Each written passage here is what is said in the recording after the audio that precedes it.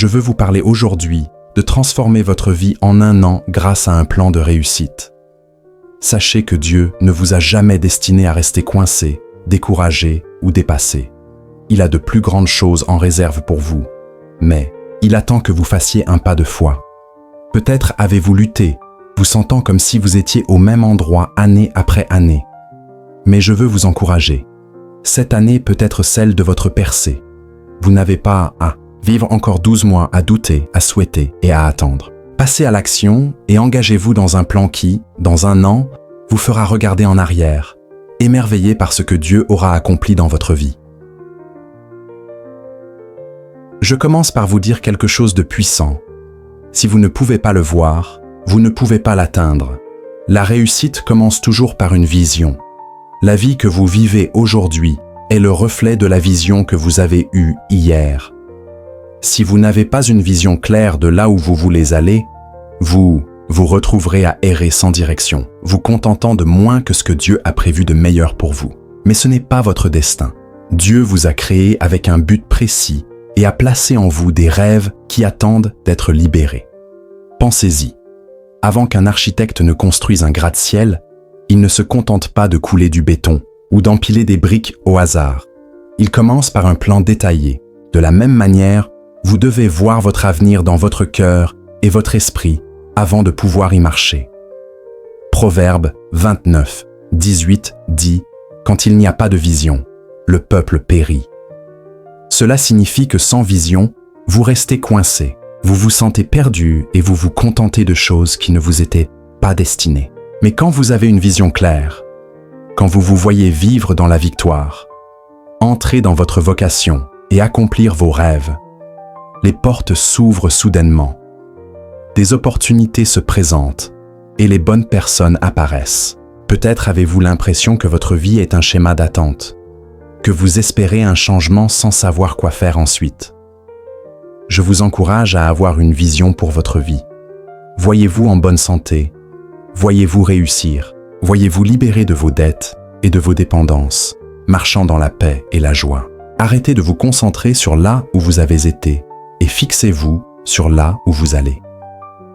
Dans la Bible, Dieu a dit à Abraham « Lève les yeux et regarde, de l'endroit où tu es, vers le nord et le sud, vers l'est et l'ouest. Tout le pays que tu vois, je te le donnerai. » Genèse 13, 14, 15. Cette promesse est aussi pour vous. Dieu dit « Si tu peux le voir, je peux le faire. » Pas « Mais voici la clé. Si vous ne voyez que petit, si vous ne voyez que des limites ou ce qui ne va pas, c'est exactement ce que vous obtiendrez. Vous devez élever votre vision. J'aime l'histoire de Walt Disney. Lors de l'ouverture de Disneyland, quelqu'un a dit « C'est dommage que Walt n'ait pas vécu pour voir ça. » Son frère a répondu « Oh, il l'a vu. C'est pour ça que c'est là. » Walt avait une vision bien avant que quiconque n'y croit. Il voyait des châteaux, des feux d'artifice et des familles réunies, alors qu'il n'y avait qu'un champ vide. Sa vision a attiré le rêve à la réalité. Et vous voyez-vous lutter, coincé dans le même cycle? Ou vous voyez-vous vous élever? Vous voyez-vous piégé par les circonstances? Ou vous voyez-vous marcher dans la faveur, fort et accomplissant des choses que vous n'auriez jamais imaginées? Si vous n'avez pas de vision, prenez le temps de chercher Dieu. Demandez-lui de vous montrer l'avenir qu'il a pour vous. Écrivez-le, soyez clair et gardez-le devant vous. Parce que quand vous avez une vision, que vous la voyez, que vous y croyez et que vous la déclarez, rien ne peut vous empêcher d'entrer dans la vie qui vous était destinée. Je veux vous parler aujourd'hui de quelque chose qui distingue ceux qui réalisent leurs rêves de ceux qui ne les voient jamais se concrétiser. Ce n'est pas juste une question de talent, d'opportunité ou de chance. C'est la discipline. Le succès n'arrive pas du jour au lendemain. Les percées ne tombent pas comme par magie dans vos bras. Chaque grande réussite, chaque transformation, chaque personne que vous admirez et qui a atteint le sommet de son domaine se résume à une chose, la discipline constante. La Bible dit dans Proverbe 13, 4 « L'âme du paresseux a des désirs qu'il ne peut satisfaire, mais l'âme des hommes diligents sera rassasiée. » Elle ne dit pas que l'âme des talentueux ou des bien connectés sera rassasiée. Non, c'est celle des diligents, des disciplinés qui connaît le succès. Trop souvent, les gens ont de grands rêves, mais ne s'engagent pas dans les habitudes quotidiennes qui les mèneraient là où ils veulent aller. Ils veulent écrire un livre, mais ne s'engagent pas à écrire un peu chaque jour. Ils veulent se mettre en forme, mais ne développent pas la discipline de s'entraîner régulièrement. Ils veulent créer une entreprise, mais ne prennent pas le temps d'apprendre, de grandir et d'investir dans le processus. Voici la vérité. Vos habitudes façonnent votre avenir. Vos décisions quotidiennes déterminent votre destin.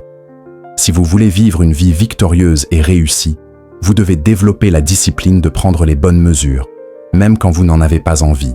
Pensez à un athlète s'entraînant pour les Jeux Olympiques.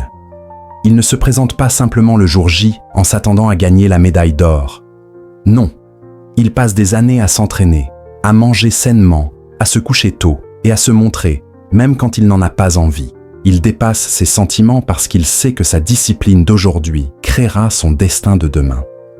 Et si je vous disais que votre vie dans 1 an sera déterminée par les petits choix cohérents que vous faites aujourd'hui?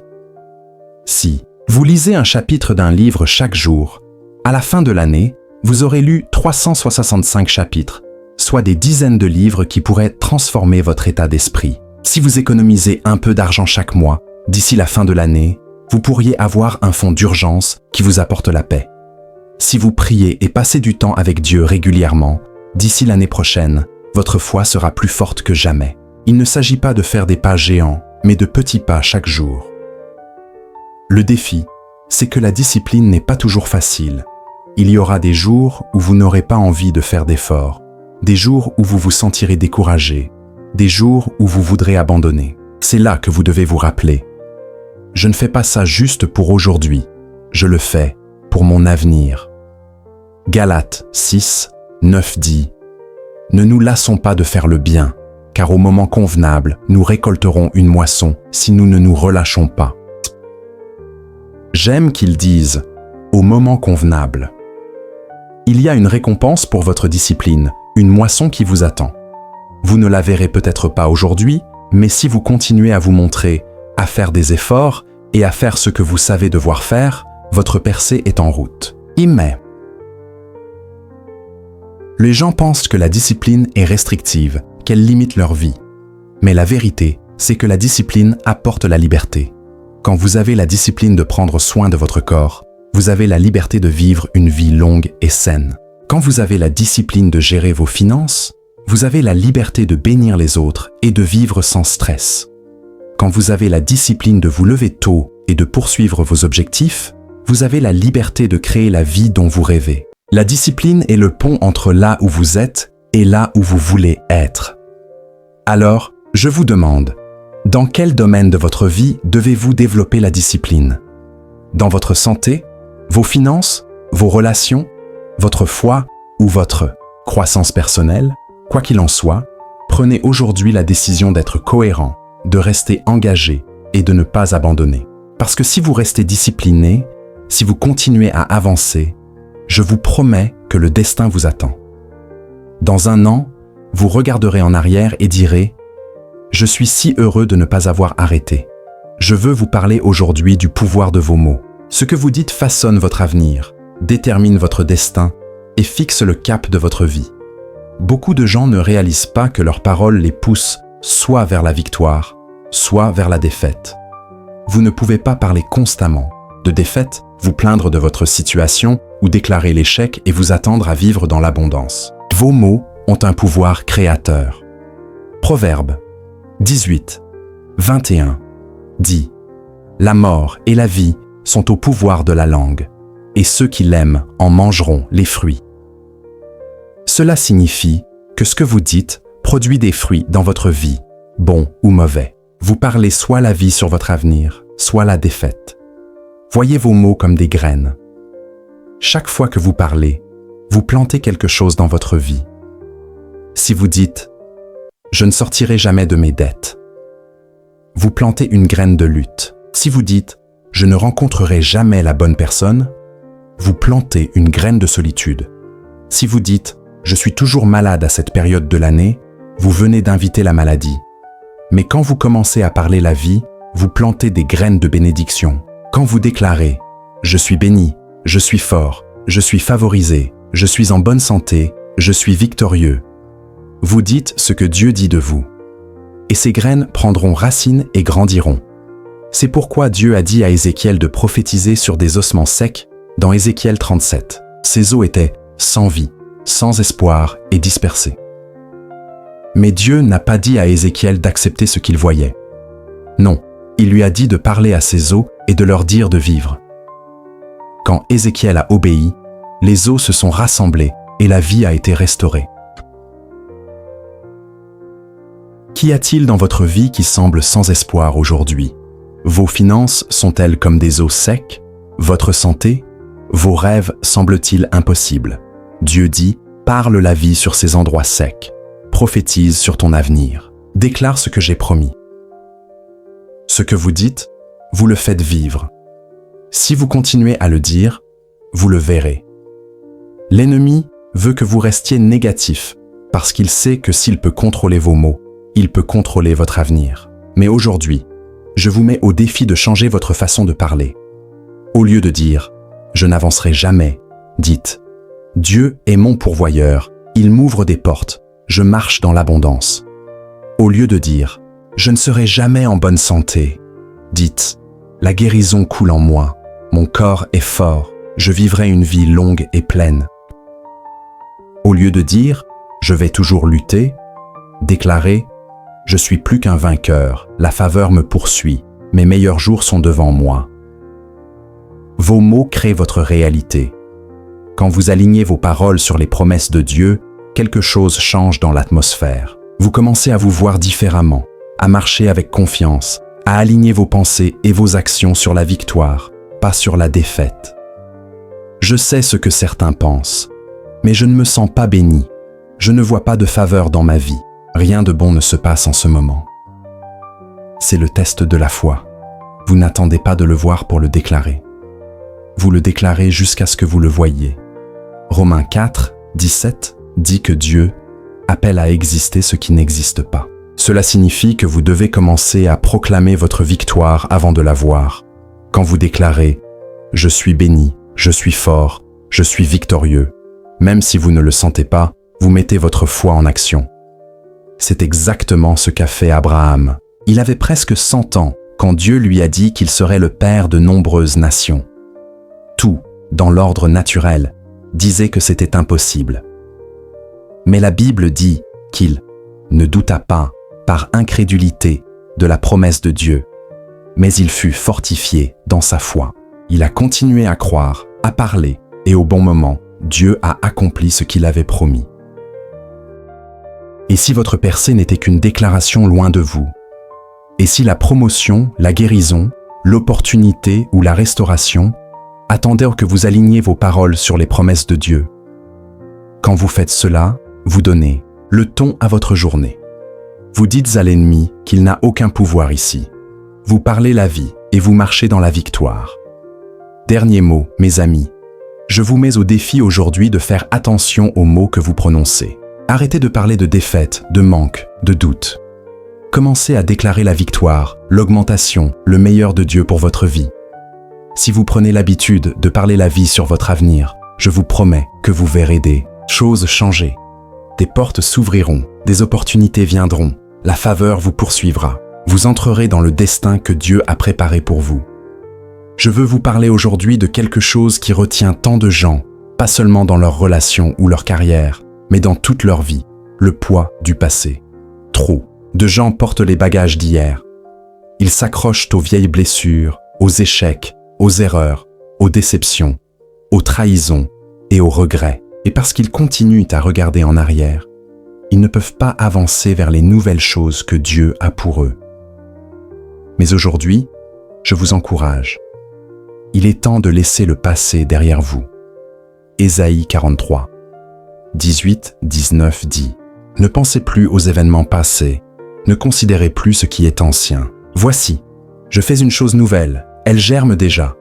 Ne la reconnaissez-vous pas? Remarquez ce que Dieu dit. Oublie ce qui est derrière.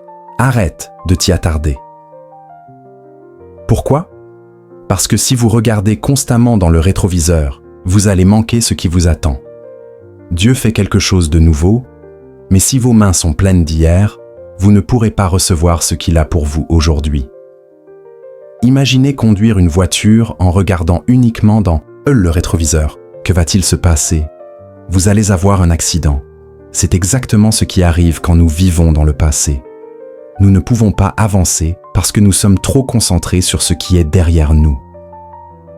Certains sont coincés dans le passé à cause des erreurs qu'ils ont commises. Ils ne peuvent pas se pardonner et rejouent leurs échecs encore et encore dans leur esprit. D'autres sont coincés à cause de la façon dont quelqu'un les a blessés. Ils s'accrochent au ressentiment, à l'amertume et au manque de pardon, laissant cela empoisonner leur avenir. D'autres encore sont coincés dans les succès passés. Ils continuent de parler de l'époque où tout était génial et manquent les nouvelles bénédictions que Dieu veut leur donner maintenant. Mais écoutez, vous ne pouvez pas entrer dans votre destin si vous êtes enchaîné à votre histoire.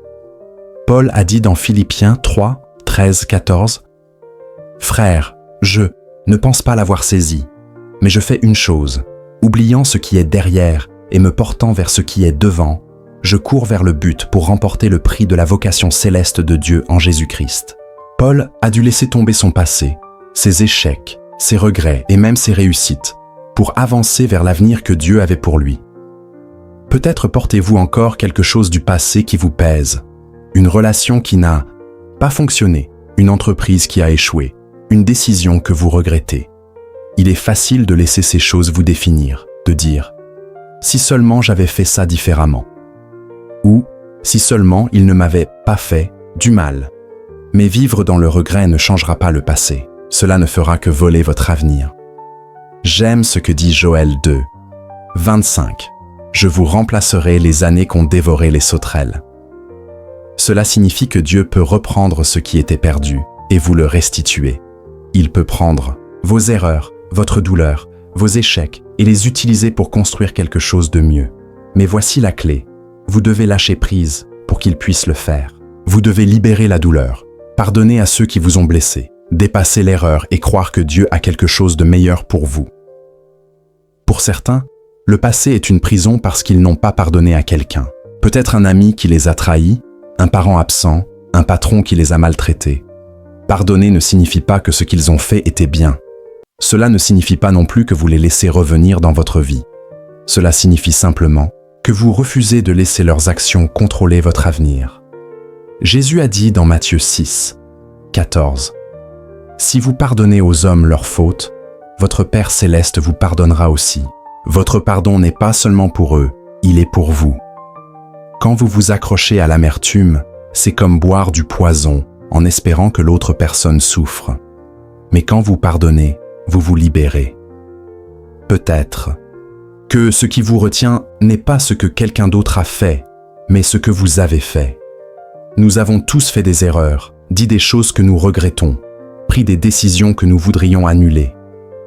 Mais s'attarder sur vos erreurs passées ne les réparera pas. L'ennemi veut vous garder dans la honte, mais Dieu dit « Je t'ai pardonné. Avance. » Psaume 103, 12 dit « Autant l'Orient est éloigné de l'Occident, autant il éloigne de nous nos transgressions. » Si Dieu vous a pardonné, pourquoi continueriez-vous à vous accrocher à cela? Ne laissez pas l'ennemi vous retenir dans la culpabilité et la honte. Levez-vous, secouez le passé et commencez à marcher dans la grâce.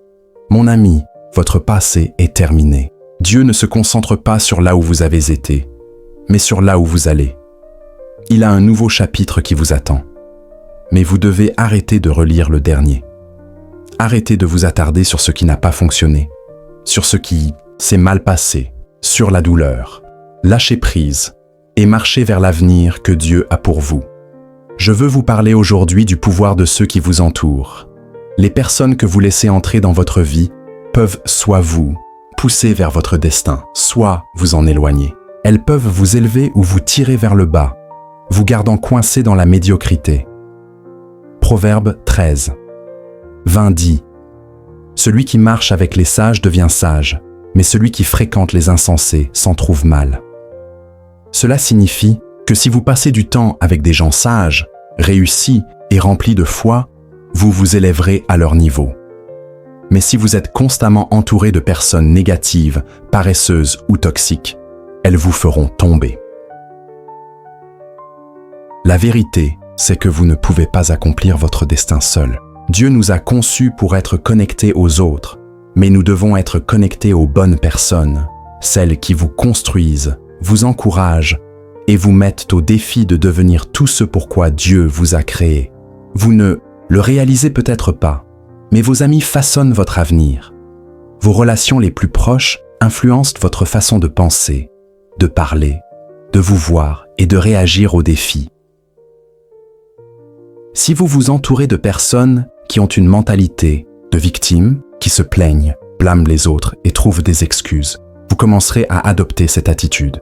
Mais si vous vous entourez de gens de foi, motivés, qui voient des possibilités au lieu de problèmes, vous commencerez à penser et agir différemment. Vous vous élèverez à un nouveau niveau. C'est pourquoi certaines personnes ne voient jamais leurs rêves se réaliser.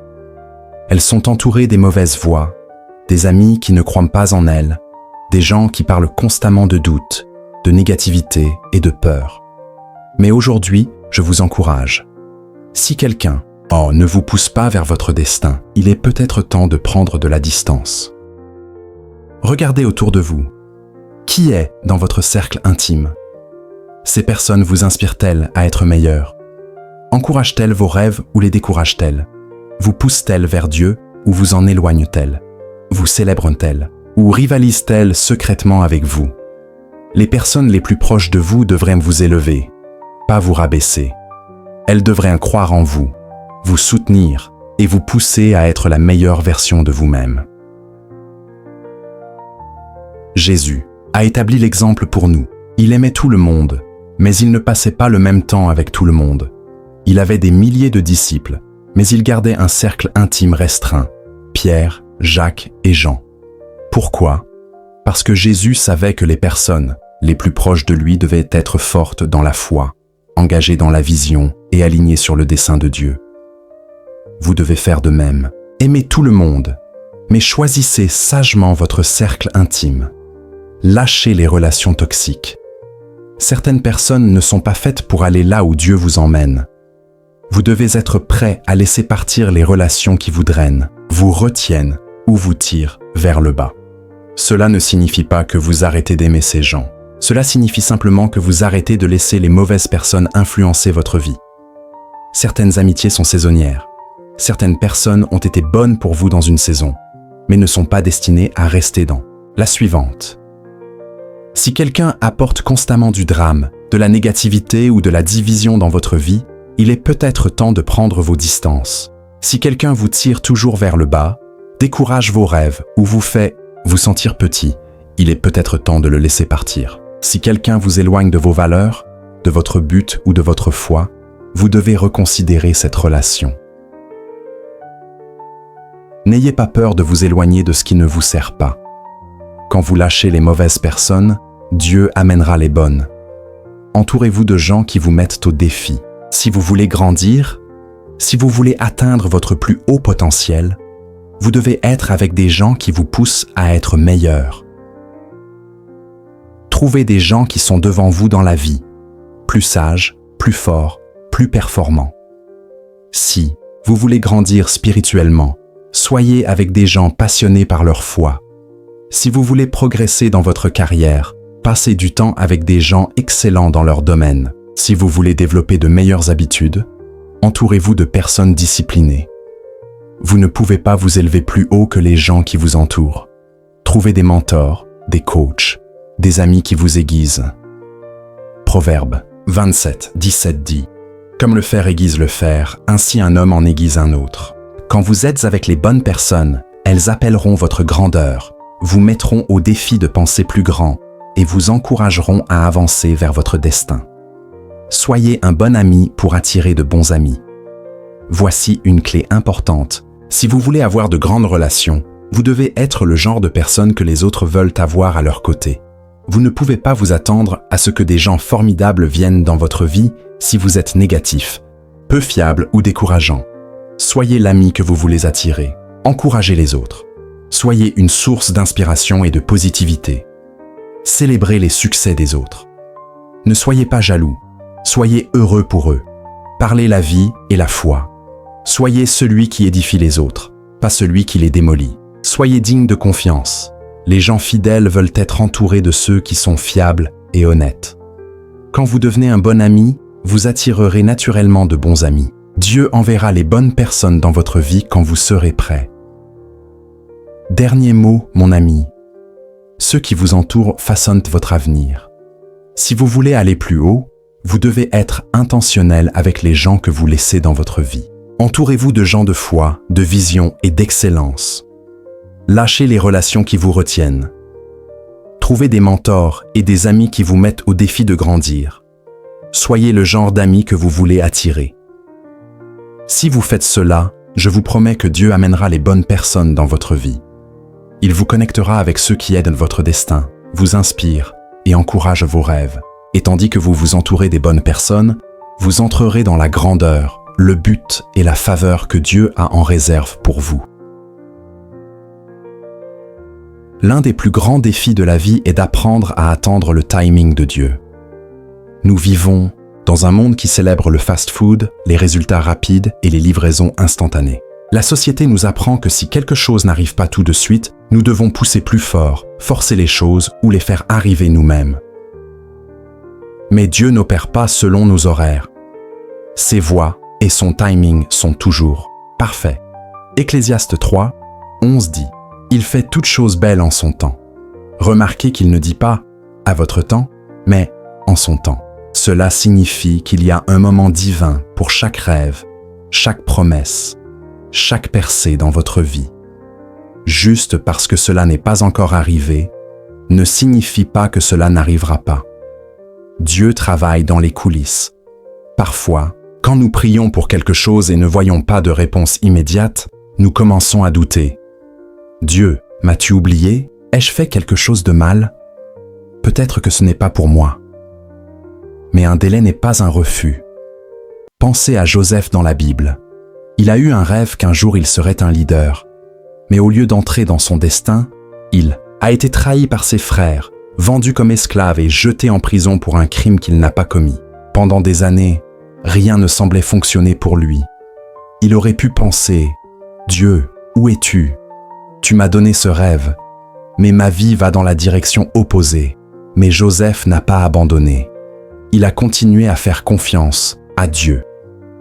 Et au bon moment, Dieu l'a élevé de la prison au palais en un seul jour. Ce qui semblait être un revers était en réalité une préparation pour quelque chose de plus grand. Je vous encourage. Juste parce que cela prend plus de temps que prévu ne signifie pas que Dieu ne travaille pas. Votre temps d'attente est une période de préparation. Dieu vous fortifie, vous façonne et vous enseigne ce que vous devez savoir pour que, quand le moment viendra, vous soyez prêt à entrer dans la bénédiction, pleinement équipé.